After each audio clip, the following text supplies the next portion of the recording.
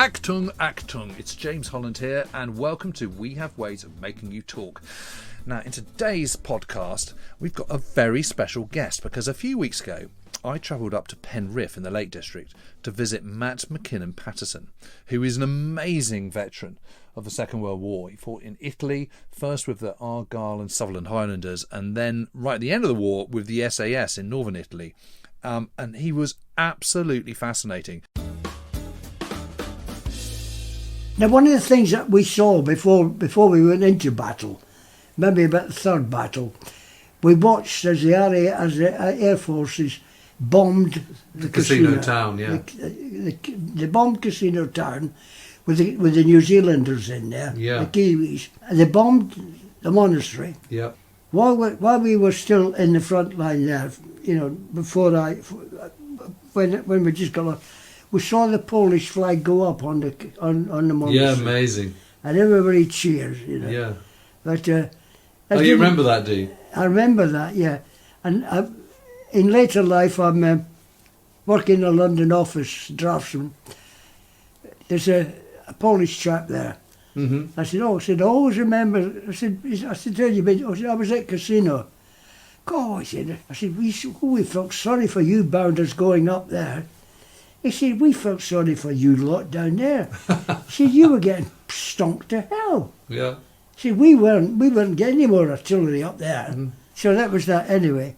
Oh, it must have been absolute carnage down in the Lirry Valley, wasn't it? I don't know. You don't see carnage. Don't you? No. You just hear lots of shells and whistling over. Yeah, but you only see the individuals. Right. Like the one chap I saw when we first arrived there and started trying to make our way. It was a chap from one of the other platoons. Mm-hmm. He's lying on his back. And he's saying, said, undo me belt, undo me belt. And I said to this old soldier who was with me, I said, I'll go and undo his belt. He said, no, you don't. He said, he's under a fixed line. That's why he got shot. Jerry's got a machine gun up there. He just goes and presses the trigger, fires across there, every so often. In other words, you take the risk. He said, if you go and do that, you'll get a blooming belly full of bullet. So you didn't? So we had to leave him. Another one was when I'm coming back from my sortie up near the German line, mm-hmm. machine gun, I'm walking along, because the battle's gone on a bit now. Yeah. And I'm walking back to get back, and I hear something talking, and I go over to one of the big ditches, and I look down, and there's two stretcher bearers down there with a bloke on it. And they said, is it all right to come out? I said, yes, come on. I said, you're in the clear. So they came out. Oh, and one of our lot came out looking for me, Harry, Glasgow boy. He came out looking for me, so Harry and I helped them up. We got this chap up on a stretcher. They started walking. And Harry went over to the bloke and he felt him. He said, you're wasting your time. He said, you might as well leave him here. He's dead. So we just dropped him there. Good. Let's get out and get back. So we came back, and not long after we were going through the town of Assisi. Assisi. You know Assisi? Oh, yeah, so that's on the next phase up. That's once Rome's fallen. Well, we're plodding all the way up. You know? Yeah. And we come to Assisi, and they tell us it's an open town, open city. Right. So we wait till the Jerrys get out of it, and we walk in. It was a nice bit of peaceful So quiet. that's that. I think the Assisi, that's sort of very end of July 1944. Oh, yeah. That sort of time. Well, anyway, I know we came across Assisi. Then we kept going up mountain. Jerry used to get up on top of a mountain. Yeah. And he'd shoot at you coming up, and you had a job getting up there. Yeah, of course. And eventually we go through one mountain after another. Yeah. It's continual battle. It's starting to show on my nerves. I'm getting a bit shaky. And we come to Florence, and That's the beginning of August. That's the beginning of August 1944. Well, I'm in a suburb called San Andrea. Right. I think St Andrews.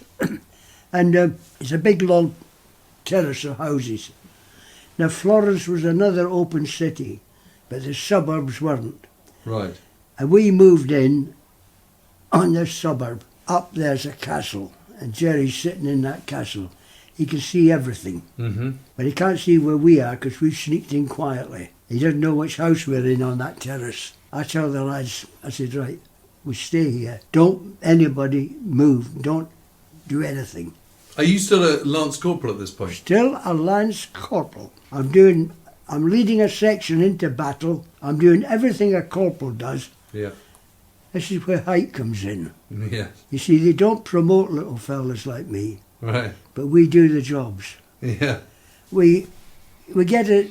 I'm in this terrace house with my section. Suddenly Jerry what was that happened? Oh yeah, I've got the men posted in case any Jerry comes along. Suddenly a bloke turns up way back there, comes round a circle, semicircle. With it, no, he hasn't got his hands up, carrying his equipment, German uniform. And he comes right past our house. And we've got one nut in my section. He's got to be smart. And he shouts at him, "Handy hoch." And he says, right, goes out, pulls him in round the side alley. The next minute, all hell lets loose. This chap was Polish. Said he was forced into the German army. Yeah, he probably was. And he'd managed to get away. What he really didn't tell us was that the Germans had sent him signal where they are. And they belted the daylights out of us. And I got everybody out of that house fast. When we get outside, somebody says, "Where's Obadiah?" I call him Obadiah. He was a bloody squad idiot. Every idiot's got its own squad. Every squad's got its own idiot. Yeah. And Obadiah is still missing. So I go dashing back into the building, see if I can find him, in case he's injured. I go from one room to another, and as I go from that room, another shell hits it, bang, bang, bang. And in the end, I'm cowered in a corner. And I'm praying like the clappers, you know. And what do you pray when you're getting shelled? Please, God, send Cheeky Charlie. Send Cheeky Charlie. Do you know that one? No. Please, God, send Cheeky Charlie. You lie there and it's banging all around you. The roof's coming in. And you think you had your lot. And suddenly you hear the sound of a little old two-wing biplane with its propeller. And its feet sticking down. And it comes over. And he hovers. And Jerry stops firing. Because Jerry knows that he can see him. And Cheeky Charlie was a godsend to us. Right. Anyway, Cheeky Charlie came and I got out. And Obadiah had gone down to the river Arno. He'd gone down there for something, washed something or another, and still he plunk out. I'm busy risking my life to find him. Anyway. What happened to the Polish-German guy you captured? What happened to the German you captured? Oh, he was Polish. Polish guy. What happened to He him? was just sent back to a Polish camp. Right. Yeah, you know, that was they just did that with him. You know, I mean, you'd be interrogated. Yeah. We wouldn't know about that bit. Then we went on from there up. And it must be really hot by now, isn't it? I can't remember. You don't notice the weather. Right. You don't even notice if it's raining. Eventually, after one or two things like that, like I'm telling you, I can't sort of describe everyone. No. But I end up at the Gothic line. Yes. Now the Gothic line was murder. Yeah, I bet. And we're way up in the hills. We're getting shelled and stomped and one thing and another. We can't move. We can't break. Can't break Jerry. We come back a little bit back from the front. We've got our slit trenches there looking out. But back here we dig little tunnels in the side of the hill so we can get in there and go to sleep. You know, someplace when it's time to go to sleep, there's your bed. Now, I'm up there and I've got myself a lovely little cavern and suddenly Jerry's shelling us. Right. And it collapses. And I get a boulder belt on my leg. And I'm carried back down to base on a mule. All the way down, Jerry's shelling us. Going along a little side of the hill, 2,000 or 3,000 feet drop. I'm in a stretcher on one side, another bloke on the other side. And we get down, Florence to fly me down to Naples. Right. And I'm in hospital. Wow. I can see Vesuvius. Had you broken anything? Eh? Had you broken any bones? No. See, there's Florence. I can see Vesuvius. Yeah. I can see Pompeii ruins. Have I broken any bones? No. But you think I'm going to start wiggling this leg and say I'm all right? I'm going to have a couple of days rest. Because we all did that. Yeah. After time. You didn't do it, Yeah. anything medically wrong. You limped a little bit, so that they would say, well, go sit down, sit down, take a rest. I get it. I went back to a big hospital near Florence, which was originally an orphanage, apparently. Right. And it overlooked Pompey ruins. And the matron there took a great liking to me, and she said she used to talk to me. Then one day she said, I'm sending you to the nerve specialist. I said, what for? Well, she said, your nerves are shocked to pieces. I said, oh, that's good. I've done my bit. Time I had a change. She sent me to the nerve specialist down at Amalfi. And I said, he examined me, and then he said, wait there a minute, and he got up. I said, what? He said, I'm going to give you drop your grade, your medical grade. So off he went. Oh, and I said, what for? He said, on your nerves. Right. Off he went. In a little while, I get up and I walking down the corridor, and I meet him. He said, where are you going? I said, I'm just thinking. I want you to drop my grade on medical, but not on nerves. And I walked out. And I went to transit camp. At the transit camp, I see a nice little notice that said, paratroops wanted. So I thought, So no regrets about leaving the infantry then? I'd had enough. I'd really had a gutful. Was that the responsibility of leading the section and always having to be the front man, do you think? What? Well, you've seen a lot of fighting. You've seen the whole Diadem battle, and then there's the battles going up. Then there's the Trasimeno line battle before Assisi. Then there's Florence. There's a lot going on. That's right. You got all this, and it wears you down, and you're in charge, and you've got to see those men are okay. When you finish that battle, and you used to go 2 weeks in action, 1 week out. Right. And I'll tell you a story about that. And you used to, when you came out, you didn't get much rest in that week. No. Because you had to make sure they were all correct and everything about them. And so it was quite a heavy responsibility. But yeah, and you're still only. And secondly, 18, you didn't dare show fear. No. You could be. I used to. We might be marching along, going up the line or something. Or something like that, or we might be in the middle of a battle, but we're moving forward. And I used to feel the lads are scared because Jerry could be waiting for you. Yeah, and there can be booby traps and all sorts of things. It could be anything. And you're walking along this road, and I knew that I could feel. I would look back, and I could see the fear in their eyes. You could see it. They were scared. Mm. So was I. But they're looking to you, aren't they? No. You don't think so? But wait a minute. I used to take my pipe out, fill it up, put it there, light it up, turn round. And I didn't know I was doing this. I just used to do that. And I met a chap in Glasgow years after, and he said, we always remembered you used to light your pipe and then turn round, and we used to know we're all right. Wow. And that was amazing. And that was at 5'2". Yeah. And yet they just wanted somebody there. It didn't matter who it was. Anyway, I put in for the paratroops. 100 of us. Yeah. Everybody wants to get into the paratroops. This is after Arnhem. Everybody wants to get in that.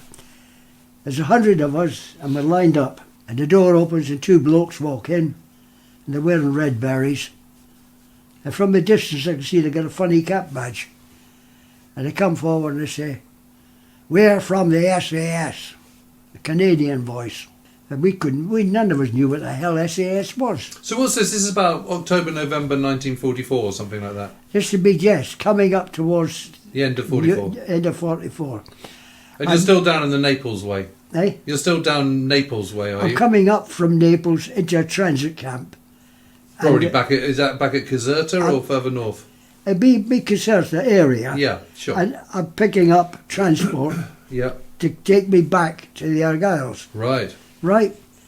But anyway, I put my name down for that, and that's sort of, most of them were, like everywhere, giving themselves a couple of days' grace. Oh, we can't move him yet, he's down for the paras. Right. Anyway, it's these two blokes come in, big tall guards, well, he was in the guards originally, he was a sergeant major. And this awful Canadian captain, we're from the SAS. And we're all looking at each other, what the hell is SAS? Never heard of it. In the end, he elaborates a little bit later. He says, the Special Air Service.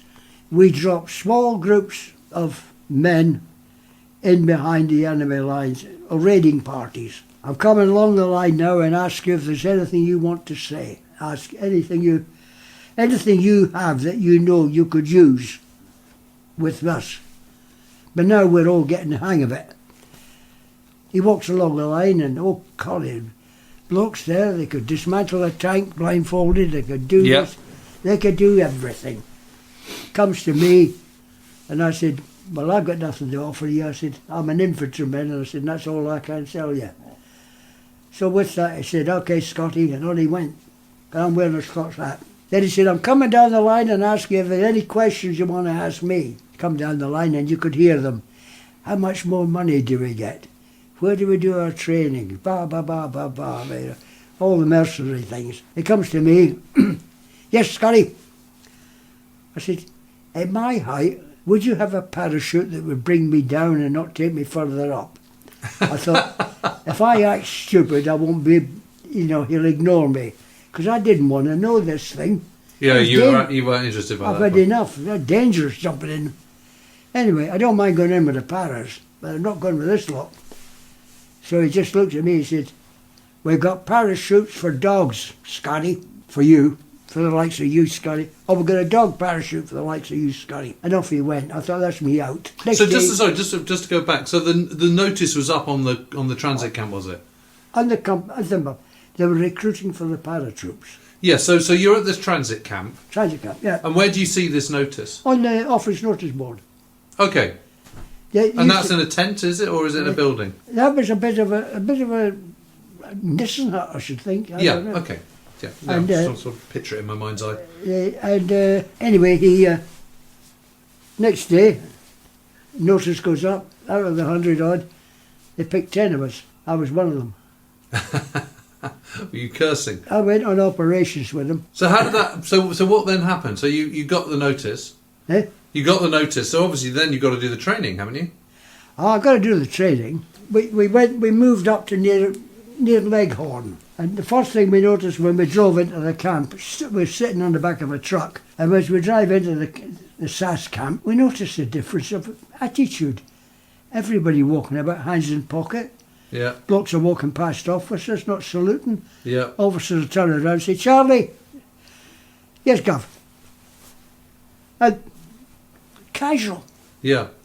They're dressed, walking about, hands in their pockets. None of the military. So anyway, we go there and we go through training. 4 parachute jumps, 3 by day, 1 by night. How did you find those? I used to drift. Once I left that plane, and I was always second, because they put me number 2. Right. Number 1 was another little Scots lad. Yeah. And he had been in the paratroops. And he'd been south of France. He dropped in. And he was put first because he knew how to jump. Right. I was put second because they said, you're lighter. You'll travel further. Travel further? I used to be miles away. The officer and the dispatch, all the group, the training group, would be standing down there with a megaphone, Number 3, put your feet together. Number 3, number 2, do this, do that. Pull that rigging, number 6, that sort of thing. And then one day, one of the jumps, I'm coming down and I look down and they're all busy shouting away and I shout, oi! Look down, they all look up. There's my little feet coming down right on top of them. That's how far I used to drift. Right. So, and we went through the training, we went through all the different things and we were rushed how to use explosives. Yeah. How to kill somebody with a knife. Did you find all that quite interesting? Oh, this was a new regiment to me, mate. Yeah. This was interesting. Yeah. This I really liked. Oh, so you were pleased in the end? Oh, yeah. Well, I've got to tell you, why I said to this captain sometime after the war, why did you pick me? Yes, I was about to ask you that. And he said, I liked your attitude. You showed you couldn't care less. I said, oh, thank you. The sergeant major butted in. He said he was also wearing a flippin' Scots hat at the Tam O'Shanter at the time. He said, this Canadian officer, MacDonald, came from Nova Scotia in Canada. Right. And if you were wearing a Scottish hat, you were in. That was one of the things. That was the joke that went around.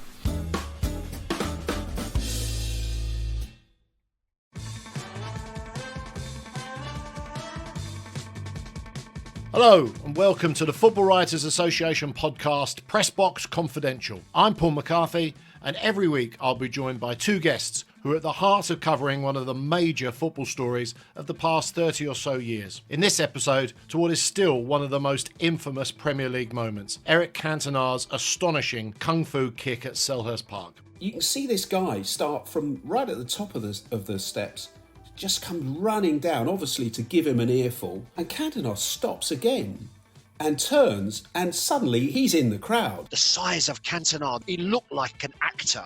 He looked like a film star, which of course he's now gone on to become. Here, he acted like he was in an action movie. He didn't just move to the stand and give some abuse back. He sort of, twisted his body as if he'd watched Hong Kong Phooey or Bruce Lee or something like that, and suddenly lashed out his legs. It was to become a massively significant moment in English football.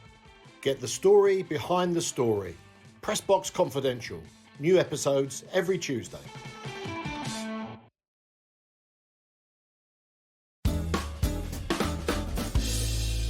You must have made mates in the Gordon Not in the Argylls. One got killed. Right. One great mate of mine, he'd been at Lanark with me. He was a storekeeper at Lanark. He was 27 when I was 18. He was a storekeeper at Lanark when I was stationed there as an instructor. And when I get to Italy, he's there. Right. And when we go into the Battle of Cassino, I'm trying to find out. Remember I told you I got separated. Yes. And I'm making my way back. And I come to the part of the company where Ginger should be. And I said to somebody, have you seen Ginger? He said, yeah, he's sitting over there. I said, oh, is he asleep? He said, no, he's dead. Oh, no. Ginger was 27, married, came from Lancashire, and... what happened to him? Well, he got buried eventually. He died. No, but I mean, he was hit by... Could have been a sniper, it could have been anything. Right. He was standing in the slit trench, and the next minute he suddenly said, the bugger's got me. And he sat down and died. Wow. And I wrote a poem about him because when I first met him and all the time I knew him, he always had a grin on his face. Right. Smile on his face that welcomed everybody. And when he died, there was still a smile on his face that marked the place where he and his maker met. Wow. And he was dead. But how did you... I mean... And he was one of the reasons why nobody would hit me, because he was my pal. Right. If anybody started pushing around, Ginger would step in. Right. Right. But did you... I mean, you started off, you were saying you were quite sort of gung-ho and you had youthful bravado, but once you go through the baptism of fire... everything's a bit different. You start to get adult caution. Right. In fact, you get so much... That's why this matron at the hospital was going to put me in for nervously. You got to that point that if you're walking down the road and you hear something go, you hit the ground. Yeah. Everywhere you go, you're looking there, see where the enemy is, and you've got a third eye that says, where do I go if he starts shelling me? Starts sniping me? And I suppose also you just see terrible things, don't you? And you just you're witness to terrible things. Oh, you witness all sorts of things, yeah. One of the funniest things was you used to see was dead cattle. Right. Lying on their back with their feet up. Yeah. And having been on farm work, that was terrible. Of course, the stink's terrible after a while. Yeah. And it sort of that smell sort of just gets everywhere, doesn't it? You can't escape it. Bong. I could smell that yards away. Yeah. I'd be walking down the road and dead body around here. Yeah. You wish to see Germans dead there, and you see. And did you ever? I mean, there was I know people used to go around. There were some people who couldn't help. Whenever they'd see a dead German, they'd rifle through for, pistols and bayonets and watches and stuff. What? Of dead enemy soldiers. If you could see anything like that, it was keeps. Yeah. Yeah, oh yes. Booty. But the only trouble was, of course, Jerry would have somebody dead lying there Yeah. with maybe a load of Italian money sticking out of his pocket. Right. And Billy Muggins comes along, a sniper up there waiting for him. Right. Gone. Yeah. For a So you have to handful be of careful. You had to be very careful. And what about the conditions in life? I mean, how did you find? I mean, when you got out there, you'd have been wearing battle dress, presumably. What, in Italy? In the SAS? To start off with. Were you in the SAS? No, not in the SAS. When you first get out to Italy, presumably you're wearing battle dress. Oh yeah, you're wearing battle dress. And how did you find that? It was okay, yes. You never changed from that. But it was perfectly comfortable. It was okay. It was a blouse, Yep.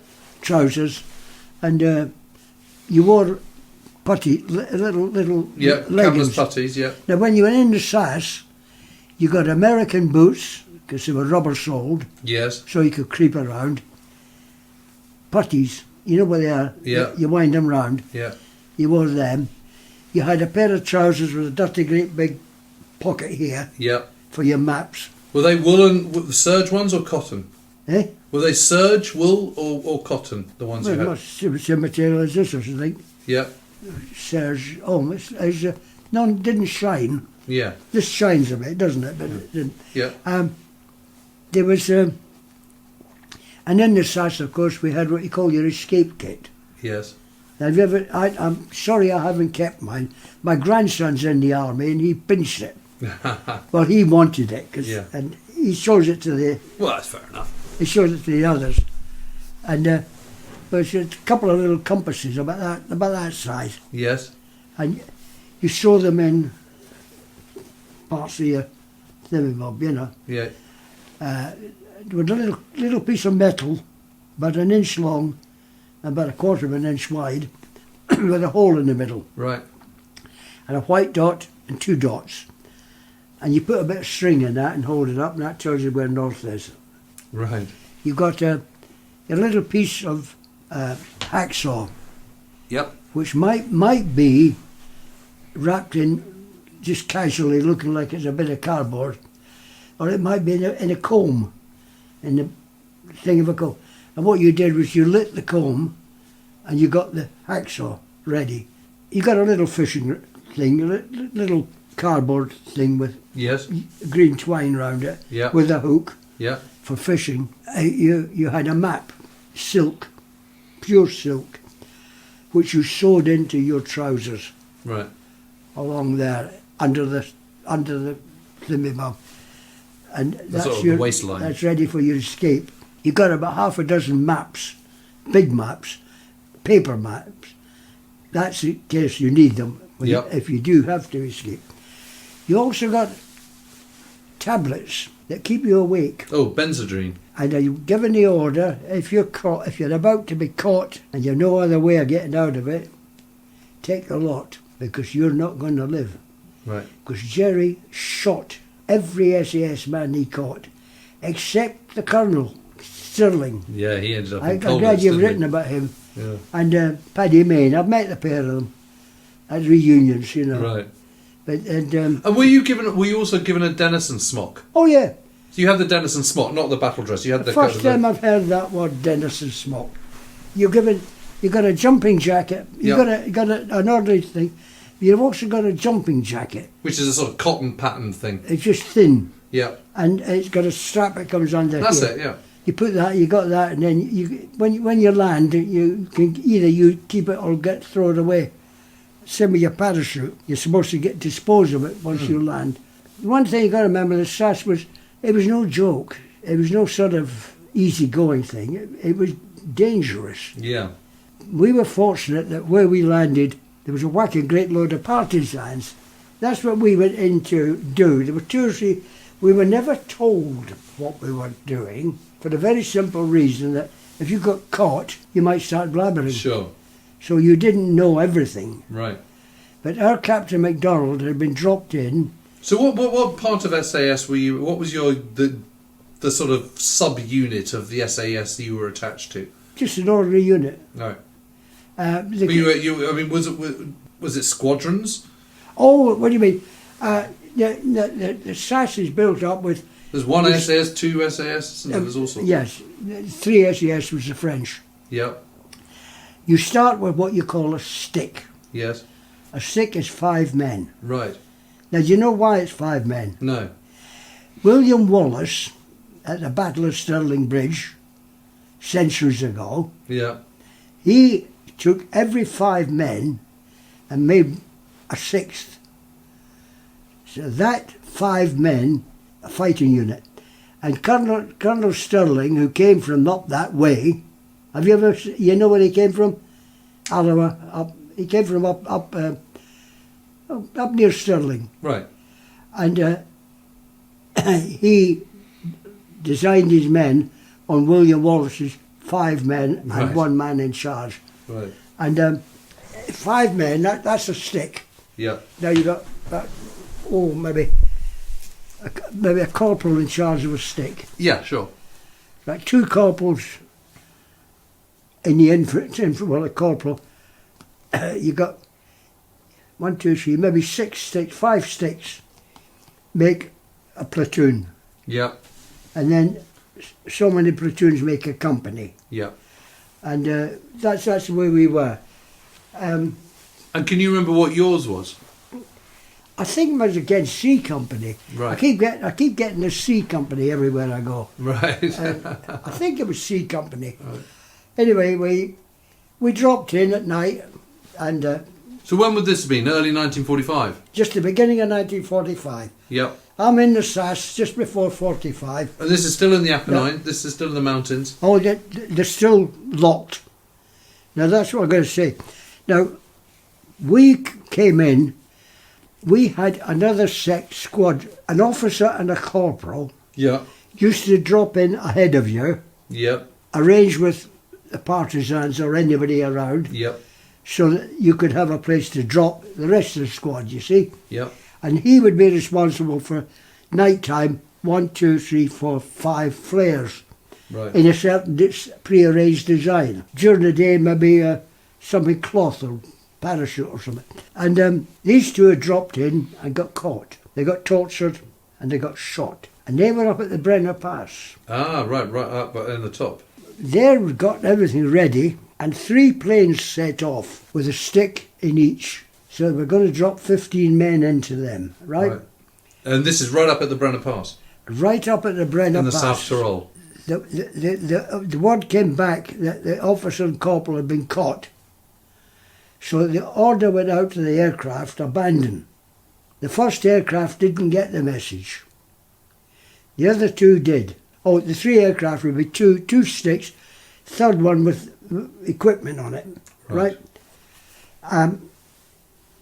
The first one didn't get the message, and they dropped them. They didn't drop them where the corporal and thing was. The pilot, I don't know whether it was Polish or American or what he was, but he panicked a bit and he dropped them anywhere. Right. And those 6 blokes were walking around up in that area until, from December or so onwards. Right. Running around, being chased by white Russians more than anything else. Yeah, there were lots of those up there. Partisans, Italians, Mm-hmm. and Germans. Now, we come along, we were supposed to replace them. Right. And we don't know if we were going to go Brenner Pass or not. Right. But it never came off. But one of those blokes was called Pattison. And when I come along, you've got 2 Pattersons. Mm. Phonetically, they're the same. The contact is by radio. Right. Which one are you talking to? So I got stuck with Mackinnon-Pattison, right? Ah. Hence the hyphenated name. Right. Because that's my mother's name, Mackinnon. Right. And when I came out of the army, I went to the food office where you used to pick up your ration cards and everything else, right? Yep. And my wife was a civil servant, and she was in charge of the dishing the identity cards and all that out. And when I come up to her and I said, there you are. She just looked at the name Mackinnon-Pattison on my SAS papers. Yeah. All my papers were changed. She said, I'm keeping that. I said, no, you can't. I said, that's just for... I'm keeping that, she says, shut up. So, we weren't even married at the time. Anyway, so I got stuck with that. And not that I minded, it was a bit better than... Yeah. So that's why. A little bit of attraction. Anyway, that's... So who was the commander? Was that Roy Farron who was the commander? Now, wait a minute. Roy Farron was the squadron commander. Right. Roy Farron was supposed to be in charge of the squadron out in Italy. Yes. And Roy Farron organised one group that were to go on an operation called Tombola. That's right, yeah. And he said to the headquarters, he said, would you mind if I go and see them off? Yep. Oh, no, it'd be good for the lads' morale. And when he gets out there, he accidentally on purpose falls out. And so he's in charge of Operation Tombola, yeah. And he stays behind the enemy lines until the end of the war. Right. And that's Roy Farron. So you didn't really see him? Eh? You never really got to see him? I got to see him after. Yeah. When he came back. But who was the commanding officer for you? Well, obviously in your MacDonald. particular platoon company it was MacDonald. Roy Farron was in charge of my squadron. What happened was they took a squadron out from Britain to Italy. Yes. And that's what Roy Farron was in charge of that squadron. Got you, so he wasn't part of you. But there was they did 3 or 4 operations that lot. But then we came along and I've figured, and I know that what they were doing when I joined them, the SAS, they were building up paratroops. Right. And they were building up paratroops for a special reason. They were going to try and drop another Arnhem behind the Gothic line. Yes. Right. And we were going in. Yes. Now, the trouble was the partisans, Captain MacDonald went in and surveyed around with the SOE. I've got a book on it there. The SOE. And he found that the partisans, communists, Democrats, wouldn't cooperate. Right. No. And he was sent in to try and make them get them to cooperate, but he couldn't. Right. So they thought they would drop us in, and I think our basic idea was really to try and survey and find a dropping zone for a full-scale Arnhem drop. Right.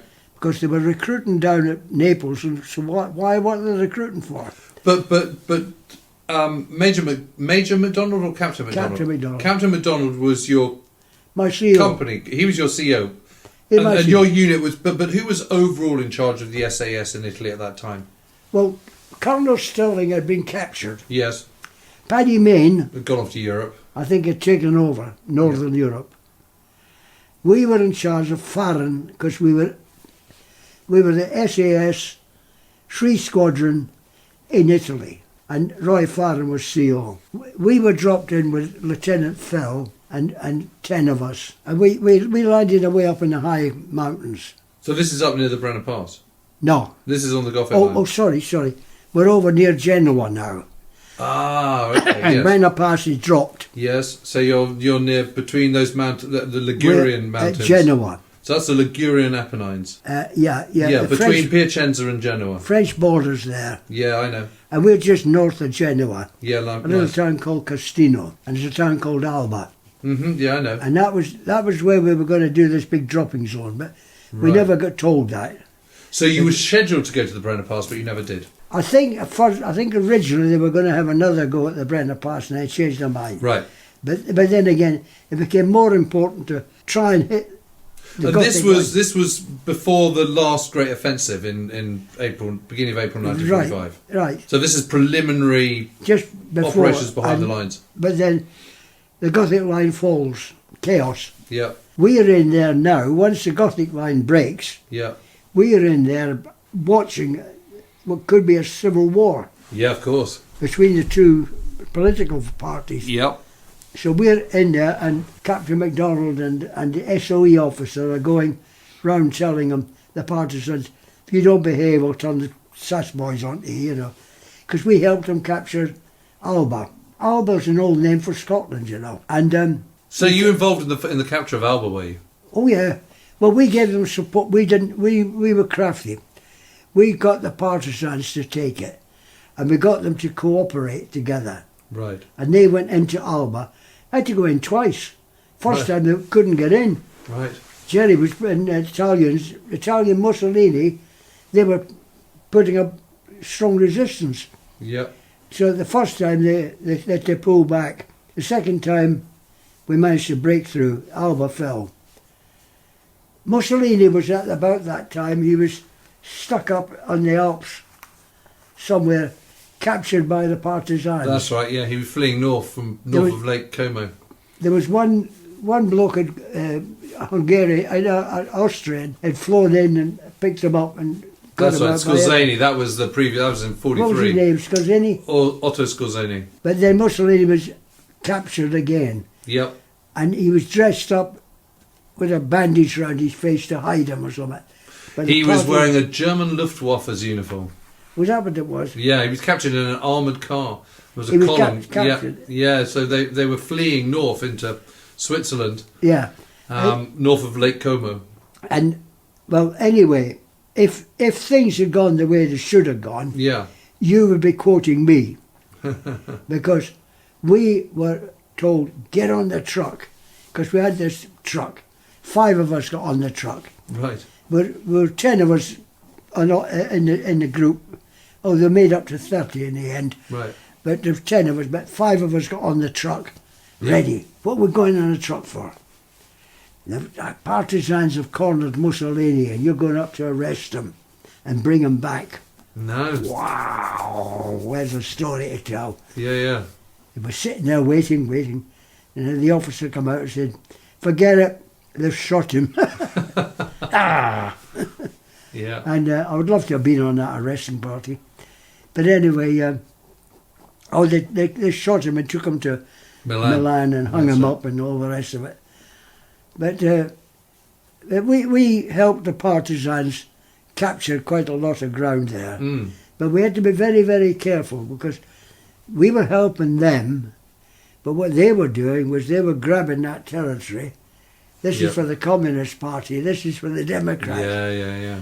In the end, and the war is finished, but the partisans are still loggerheads.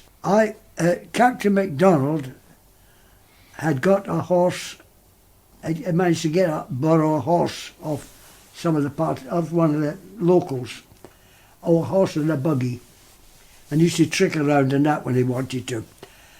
And I don't know if I should tell you the story about a little girl. We were lodged in a little school in a small town called Castino, and we used to go to the albergo, the guest house, for dinner. And we got fed up going there and getting spaghetti and parachutes and all that sort of stuff. And we told the officer, Lieutenant Feld, can't we get some decent grub? Well, right, I'll send for some. So he sent for some, and it was parachuted into us. Great big canisters. Oh, lovely. We get it, we take it down to the albergo, where the landlady did the cooking. Like 2 or 3 days later, we're still munching blooming spaghetti. So we went there and said, what's the problem? I don't understand these. No, there were no instructions on them, a lot of them, because it was those days when they didn't have paper wrappers around them, weren't they?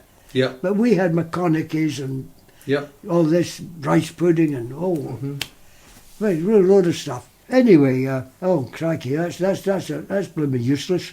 Nobody to do the cooking. Well, one Sunday afternoon, because we didn't do much travelling on the Sunday, because the partisans wanted to go to church. We were all lying in the bunk. I got up, I got fed up with this. I went down to one of the women in the town, 2 or 3 doors down. I said, aqua, bolero, per tassa, tea, water, hot water for a cup of tea. Oh, she. Off she goes. Next thing she shouts, ready, and I go down. She's done a great big bucket full, boiling hot water. Oh, crikey. Oh, I took it back to the school, put some tea in, put some sugar in, put some dried milk in, stirred it up, and I shouted, anybody want a cup of tea? And they came from miles around. Oh, really? Everybody wanted a cup of tea. Well, I hope you enjoyed that. Do look out for more. There'll be a couple more in the next few weeks.